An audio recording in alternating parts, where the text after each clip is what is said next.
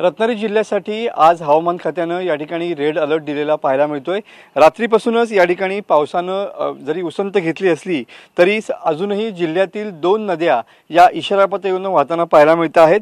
काजळी आणि खेडमधील जगबुडी नदी या दोन्ही सध्या इशारा पातळीवरून वाहताना पाहायला मिळत आहेत। जुलै महिन्यात या ठिकाणी पावसानं आजपर्यंतचे सर्व रेकॉर्ड या ठिकाणी तोडलेले पाहायला मिळत आहेत।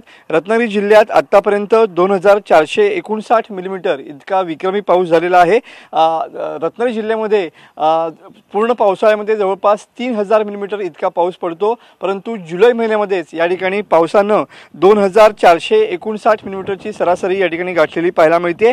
1 जून पासून आजपर्यंत पावसानं जिल्ह्यामध्ये 72% या ठिकाणी जो पाऊस आहे तो या ठिकाणी पूर्ण केलेला पाहायला मिळतो आहे। रात्रीपासून जरी पावसाची विश्रांती असली तरी पण आज जिल्ह्यामध्ये पावसाचा रेड अलर्ट आहे। किनारपट्टी भागामध्ये या ठिकाणी मुसळधार पाऊस पडेल असा इशारा हवामान खात्याने दिलेला पाहायला मिळतोय। तुम्ही बघू शकता की ही रत्नागिरी तालुक्यातून वाहणारी काजळी नदी आहे आणि या काजळी नदी अजूनही या ठिकाणी इशारा पातळीवरून या ठिकाणी वाहताना पाहायला मिळते।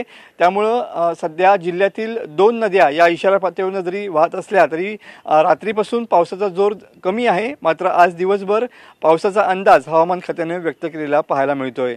कॅमेरामन समित गजनेसह मी मनोज लेले, TV9 मराठी, रत्नागिरी।